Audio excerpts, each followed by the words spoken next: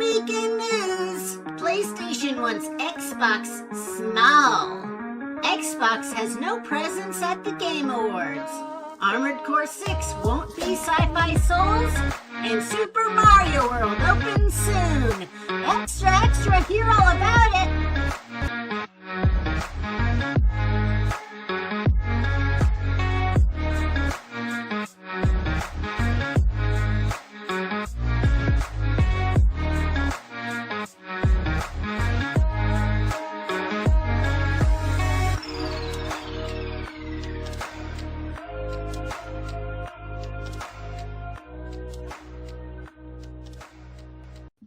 Hey guys, welcome to the podcast where you decide whether our dreams stay dreams or become reality. They're nightmares. So if you don't help our dreams become reality, we'll find you. Hear that, Steven from Wichita? We know where you are. What the hell? Who the hell's Steven from Wichita? He knows. He knows.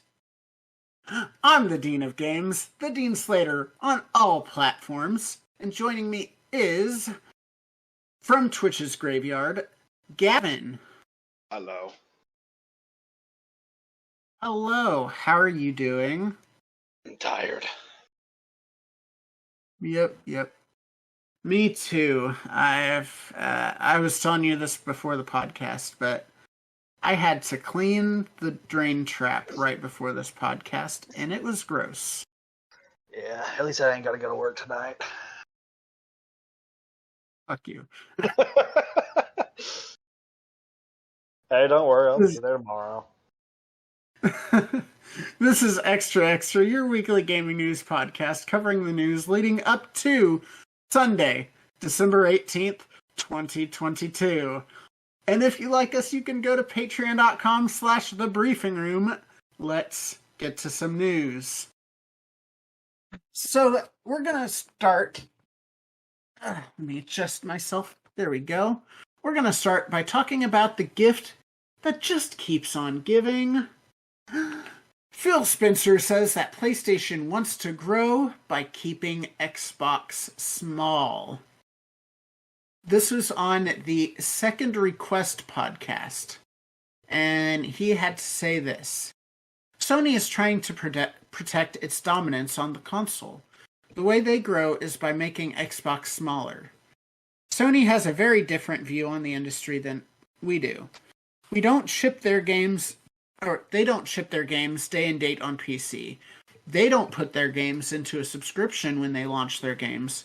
Sony is leading the dialogue around why the deal shouldn't go through to protect its dominant position on the console.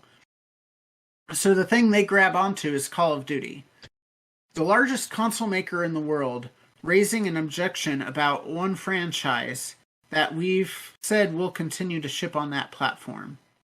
It's a deal that benefits customers through choice and access.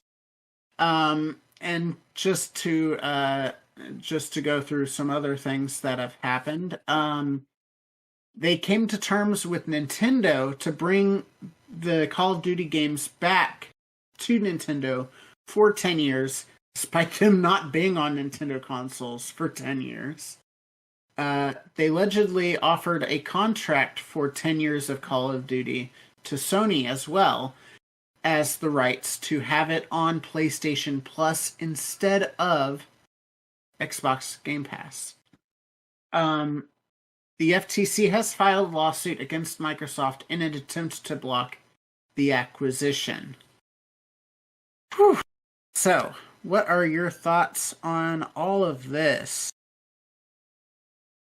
Sounds like Sony just needs to get with the times and stop trying to be a dominant platform by restricting other platforms. Like, just sharing is caring, bro. Yeah, sharing is caring. And I understand why he mentioned the point of contention is Call of Duty. I understand why it's the point of contention, because not terribly long ago, the numbers came out, and Modern Warfare 2, which, by the way, launched at the end of October, so it hasn't even been a full 2 months either, by the way. but it launched at the end of October, and it brought in $1 billion in 10 days. $1 billion in just 10 days. That is crazy numbers.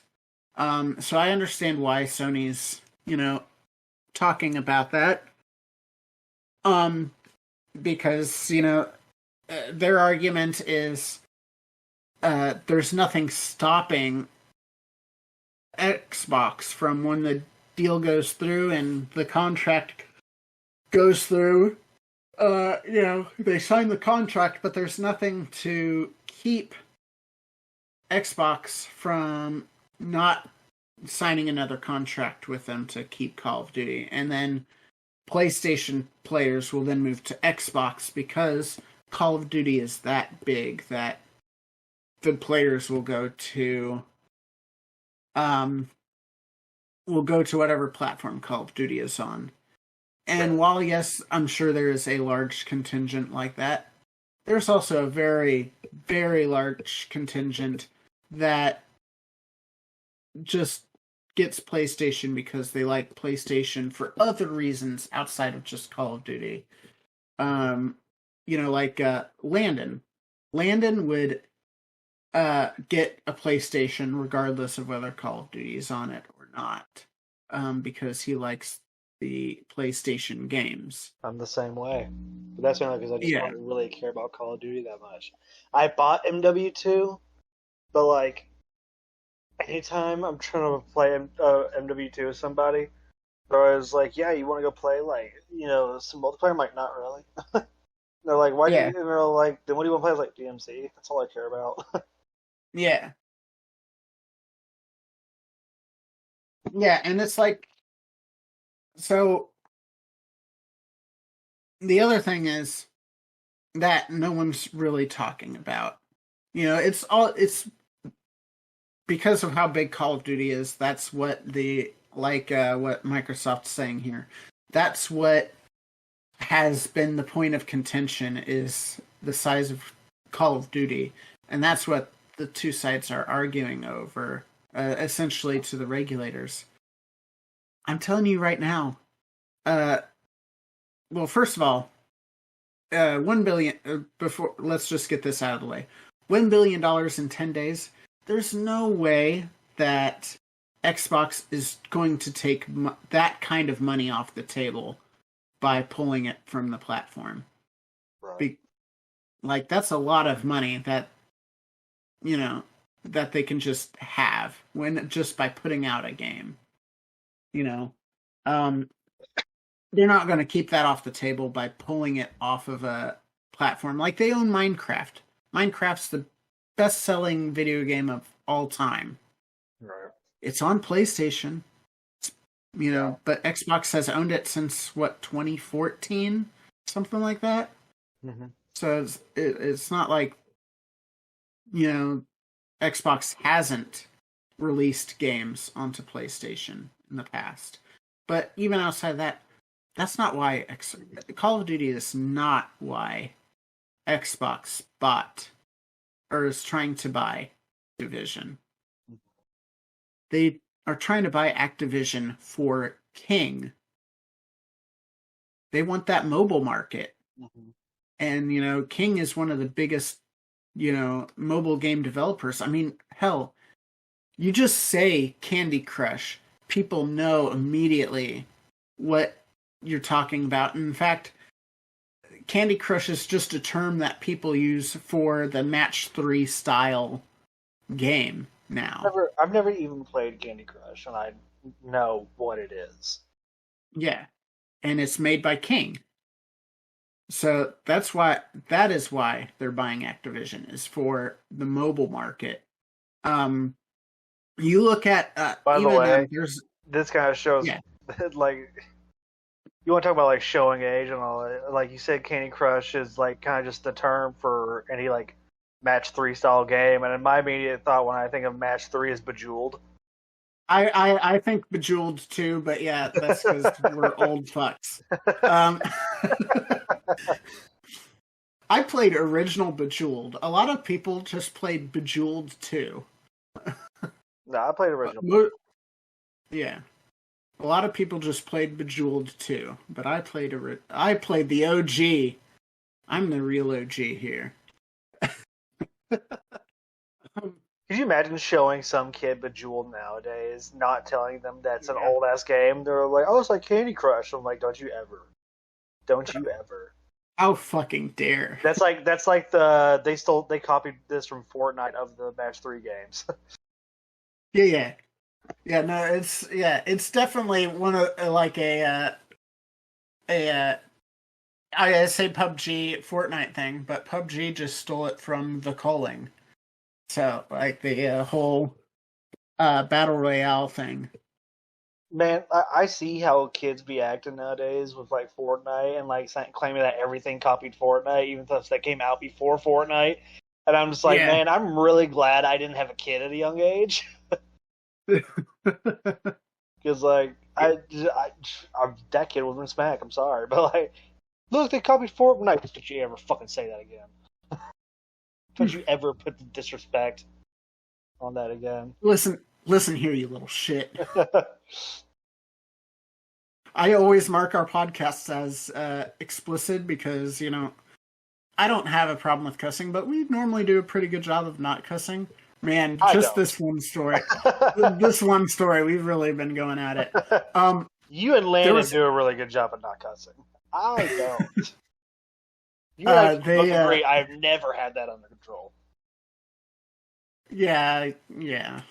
But there was a great episode of Kit and Krista fairly recently. Let me see if I can find it. But they were talking about, because they used to work for Nintendo, console sales in Japan and a lot of the other Eastern countries have been going down each generation. Mm-hmm. And it's because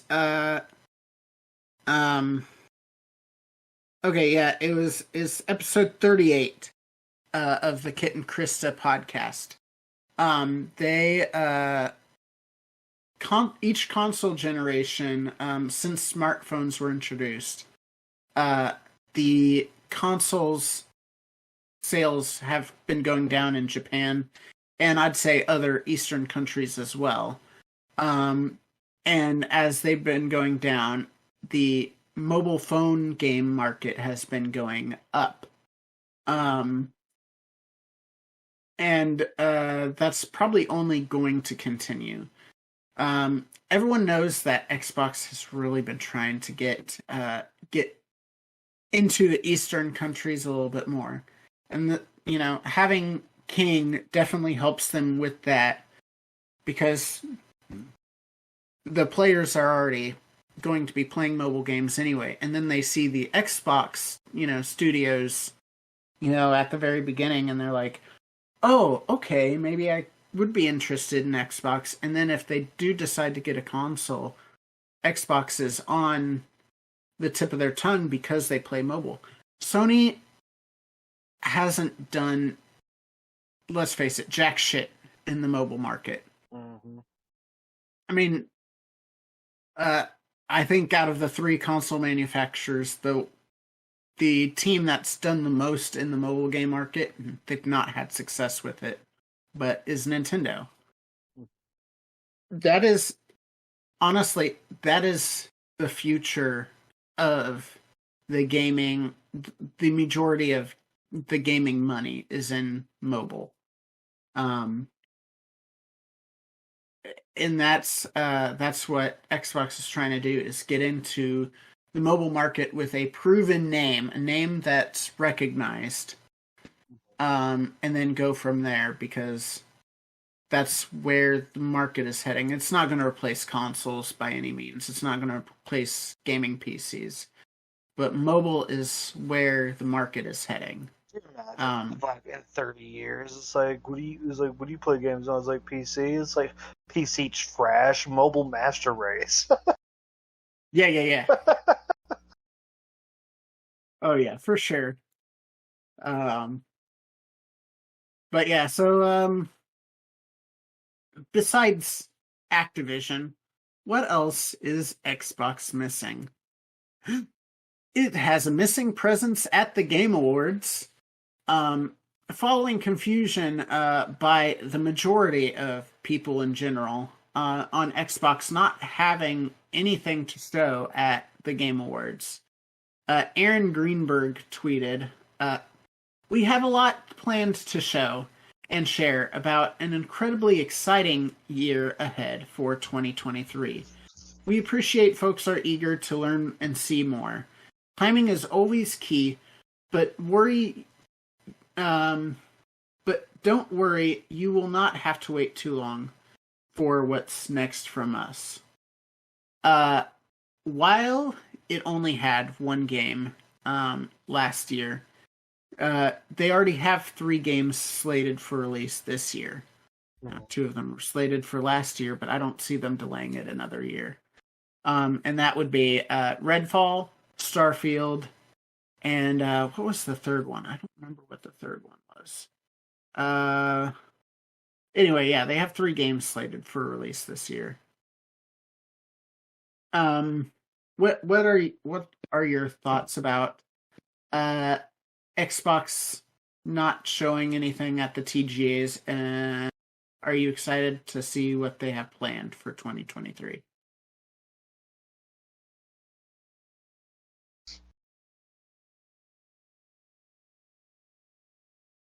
Gavin, you there? Can you hear me? Yeah. So, are you surprised they didn't have a presence, and are you excited for 2023? So surprising. Just something that didn't have the awards. It's their business, but at the same time, I really don't care about Xbox showing anything. I don't have an Xbox, so I don't really care. Yeah. Yeah, I can talk about my thoughts. You're cutting it in and out, so you might want to look at your mic while I go through my thoughts on this. So I honestly was surprised. I streamed the TGAs, and one of the things I said was, I definitely heard that. I streamed the TGAs, and one of the things I said during my pre-show thing was, I was like, "Hey, they need to do something because they only had one game. They need to show something. Like, they need to get the hype moving on, their roster of games. They have a lot of games in the works, and we've seen very little of them. So we need to. So we're gonna see something, and then we saw nothing. But yeah, no, I understand timing is the key. But the Game Awards is one of the biggest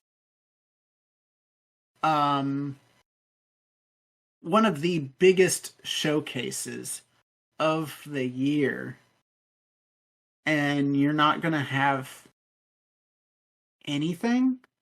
Like, to me, that's also timing. Is where are the crowds? And the crowds are at the Game Awards. So why didn't you have anything? Even if it was just one of the games, why didn't you have anything there? Because that doesn't seem like good timing as far as from a marketing standpoint. Maybe they didn't show anything because from a development standpoint, they didn't have anything new to show. But from a marketing standpoint, the Game Awards is perfect timing because every year the viewership only goes up. It is, like I said, probably the biggest audience you will have, and you showed jack shit. And you gotta do something more. Your mic working now? I don't know, is it? Sounds good now. Yeah, you were like fading in and out before, so. Well, hold on. Maybe it's because I was talking like wildly. Can you hear me now? Just fine. No, it was definitely a technical issue. It was not. Oh, okay. Yeah, no, because you were talking just normal, and then it was like almost like when a robot shuts down, it goes boom, boom, boom, boom. That's weird. Yeah. Whoa. How do you feel about Xbox? Yeah, that essentially was what it was. I have a question for you. I'm drawing a blank. What are Transformers? Transformers? Yeah. Be more specific. Like the show and the movies and the toys. What are Transformers? They're an alien race from the planet Cybertron, and they're robots that can essentially copy electronic electronic or mechanical devices such as cars and such, and that's their whole thing is that they transform into cars because they're on Earth for some reason. Speaking of robots, God damn it! Armored Core. Was that all for a segue? Yeah. God damn it! I went into details, but be like, yeah, there's the Decepticons, there's the Autobots, which is Prime and Megatron. I was about to go into depth, bro. You just cut me off with a fucking segue. I was not expecting you to go in that much depth either, so it was even better. You're supposed to just be like, yeah, they're robots. Yeah. I had that planned the whole time, and then when I was talking about you fading out, I used robot, and I was like, shit, that's a perfect segue. But what about this joke? Armored Core 6 won't be sci-fi Dark Souls. This is from Hidetake Miyazaki. In an interview with IGN, he said they asked if Armored Core 6 would be taking what they've learned from Dark Souls and using Dark Souls mechanics. And he had this to say. No, we've not been making a conscious effort to try to direct it towards more Soulsborne type gameplay. First of all, let me make that clear. The essential direction of Armored Core 6 was to go back and take a good look at the core concept of Armored Core and what made that series so special. So we wanted to take the assembly aspect, assembling and customizing your own mech, your AC, and then being able to exact a high level of control over the assembled mech. So we wanted to take those two core concepts and re-examine those in our modern environment. And then the director of Armored Core 6, Masaru Yamamura, had this to say. Sorry, it went to another page. Boss battles are the highlight of this game title. The essence of the battles, in which the player reads the enemy's moves and then plays games with them, is of course provided, as is typical of From Software. In this title, both the enemy and your own machine are aggressive and violent in their attacks. We are developing the game so that players can enjoy dynamic and intense boss battles that only mechs can offer, along with unique aspects of Armored Core, such as how to assemble the right parts to take on the strongest enemies. Government, cultists, corporations, and mercs are all fighting for an alien substance that can drastically advance human society. is the concept of the game. And in this host's personal opinion, that can only mean one thing: protoculture. That's for the five homies out there that recognize the reference, by the way. The five.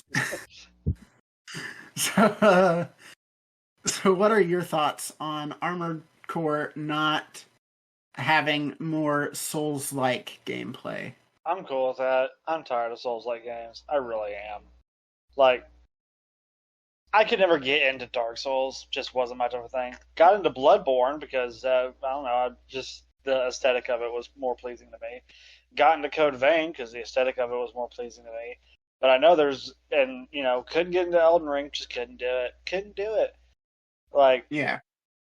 And I'm sure there's other Souls-like games that I'm just drawing a blank on. That like, there's too many fucking Souls-like games that I'm done with them.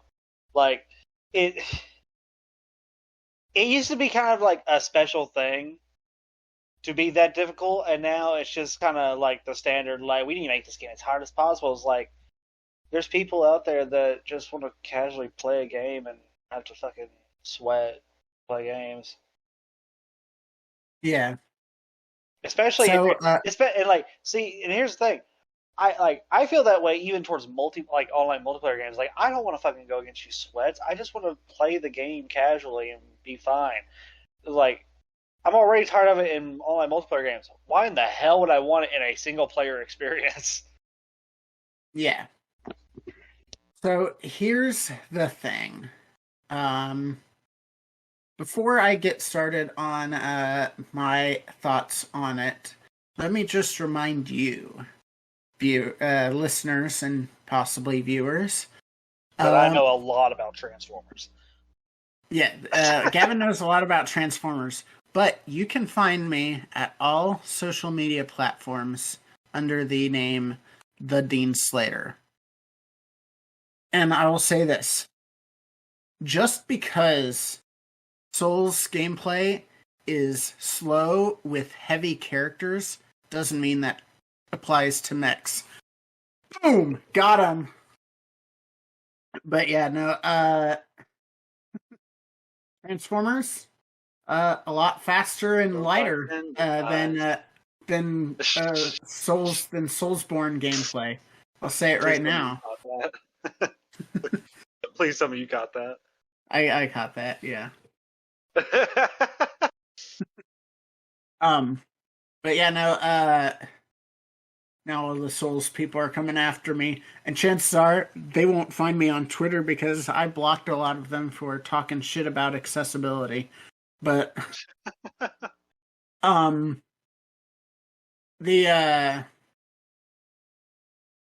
my thing is, there obviously is good things about the Souls, style of gameplay. My issues have never been about necessarily the gameplay.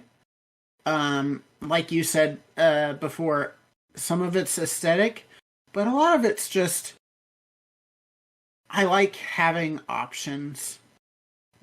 I've got, 2 kids. I've got a house I'm trying to renovate. I've got all this other stuff going on. I don't have time to bang my head against the wall facing one boss for like 6 hours. I just don't. I don't have that kind of time. And see, the aesthetic problem with me is that like Dark Souls is very, high dark fantasy. Yeah. Which I'm not really into with, my video games. Whereas, Bloodborne was very, kind of like nightmare steampunk. Yeah. In a way. And then Code Vein was just post-apocalyptic vampire anime, which I love all 3 of those. Yeah. Yeah, I like high fantasy, but I like high fantasy in the fact that, there's vibrant worlds and stuff, and there's some dark aspects of high fantasy too. My thing is the worlds themselves because a lot of the Souls games, it's like, oh yeah, this world is just in ruin. So there's not all that much to like, there's not these big vibrant cities with, hundreds of people just trying to live their life with all this, high fantasy shit going around them. There's not that. It's like there's like 12 people. Obviously that's a little bit of an exaggeration, but like the things I like about high fantasy, they don't have in their environments. Right. I do like you mentioned, I do like the goth, aesthetic of what's it? You Gothic, just mentioned it. like the gothic steampunk. Yeah. Aesthetic of Bloodborne. Yes, Bloodborne. Thank you. Yeah, I love that aesthetic. But yeah, like I said, I need the extra options because I don't have the time to be, facing the same boss over and over and over again. One of the things I loved about Kirby was I was streaming it, and I do budget time for streams. So for streams, I'm willing to have, do a little bit more with like attempting to do stuff. With Kirby, the interesting thing is I started off on normal, and after the first world, they're like, hey, you did this pretty easily. You want to go up? And I was like, yeah, sure, I'll go up to the next difficulty. And then at the end, it was the last level, like right before the final boss. It's like, hey, you're kind of struggling here. Do you want to turn down the difficulty to normal? I like that. Like, I didn't even have to do it myself. The game's just like, hey, we get you. This boss, you're struggling with it. We'll let you turn it down. What a great thing to have. But yeah, I like options, and I like that kind of thing as well.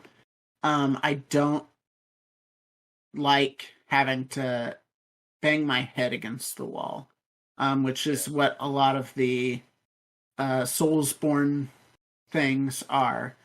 But the gameplay itself, I do like, but yeah, I don't know that it translates. The other thing is, I don't know that kind of gameplay translates to mechs. I don't know that you can do a dodge roll in a mech. Right. It's like they I just imagine when I think of a dodge roll in a mech, I just think of like the what was it? The ATST, the chicken walker from Star Wars, trying to do a dodge roll and just landing flat on its head because it's just a giant square and then its little feet kicking in the air. That's what I imagine a mech dodge roll to be. So while this game, Armored Core 6, sounds super fun, Super Mario World opens soon, specifically February 17th, 2022, and it will open up with a Mario Kart augmented reality ride, which they have in Japan too, and it's actually a really cool thing where the ride itself isn't going all that fast, but just the movement mixed with you having the, these glasses that provide the AR to make it look like you're on a Mario Kart track, speeding through, along with just the movements, even though it's not super fast, of your kart itself, feels like you're going faster, and then you can affect other racers as well that are on the ride with you, because you can like spin them out and stuff. It's actually a really cool ride. You have the Toadstool Cafe, which, I mean, obviously, you gotta have Toadstool somewhere. And then the 1-Up gift shop. And then you'll have power bands, which allow for playing games across the park keeping track of your score. Like they're gonna have like little Mario games throughout that you can just play using your band, and and you can make a high score for the day. And that's a cool idea as well. Oh, interesting. Okay. How do you feel about that? Don't really have feelings on them, to be honest with you. Yeah, I mean that's fine. I'm not exactly all in. I mean, are you ever all here? No, not really. Got him. That's a fair assessment to make. I'm never all Fucking on a roll today. here. That's why Landen didn't show up, as he was scared. He was scared. He was very scared. I was gonna say he didn't want to be roasted on a spit, but there's a different connotation to a spit anymore. But we won't get into that because this is a family-friendly podcast. No, it's not. Well, my like I said, Mario Kart AR, that is an amazing concept, and I wonder how much competitors are gonna start looking into that kind of thing. The Toadstool Cafe, I'd be intrigued about what's there. I honestly did the bare minimum as far as this particular story, just because I was a little short on time, so I didn't look up more stuff. But, I love amusement park food. It is not good for you in the slightest. In fact, it might take years off your life. But man, amusement park food's pretty good. And like I said, of course they have a gift shop. I think they've already been selling Super Mario merchandise in the Universal parks. But now to have a designated gift shop for Mario merch, they're going to have unique things you can only get there, and it's going to have people across the world go there to get that exclusive merch and everything. Yeah, I'm excited. The one thing I will say, last year I took my kids to their first amusement park, because I loved going to amusement parks when I was a kid. I was like, oh, they're going to love this. And to be fair, they did love it. I, however, did not. I can no longer handle roller coasters anymore, I found out. In my aging process, it was I almost passed out on one of them, on one of the roller coasters. I went with my daughter, because my youngest daughter wasn't big enough to ride the normal roller coasters, so I went with my oldest. I nearly passed out on one of them. Yeah. Like I got off and I kind of walked. I got out of the way of everyone, but I told my daughter, I was like, we're gonna have to just take a break for a second. I had I had the tunnel vision with like the sparkles. I was so close to just falling flat on my face. Right. I made sure I wasn't inconveniencing anyone else, and then I just sat down. I was like, I can't go any farther. By the way, guys, anyone that has never passed out, I speak from experience. I've passed out a number of times throughout my life. If you suddenly get like a tunnel vision, like almost like a black, like it's, when widescreen, when a game goes widescreen for a cutscene and you get the black bars, if you start getting that around your peripheral vision and you start seeing stars, like little sparkles in your eyes, sit down, because you're about to pass out. Sit the fuck down. Just heads up. That's what that means if that ever happens to you. So I hope you liked that advice. It's very good advice. But if you like, or even if you didn't like this podcast, make sure to do all of the things, like hitting the like button, hitting the subscribe button, and hitting the bell at the Exaplays on YouTube, or giving it a high rating on whatever podcast service you use so you can find like-minded people. Be sure to tell people about the show. Word of mouth is the best way to help us grow. That's all for, you can also get cool rewards as well. Like, normally we have the editorials. We had some scheduling issues, so we didn't have an editorials this week. We have our post show, which is called The Back Pages. That's pretty cool. There's an episode with my face reveal that's on patreon.com/thebriefingroom. But that's all from us. Take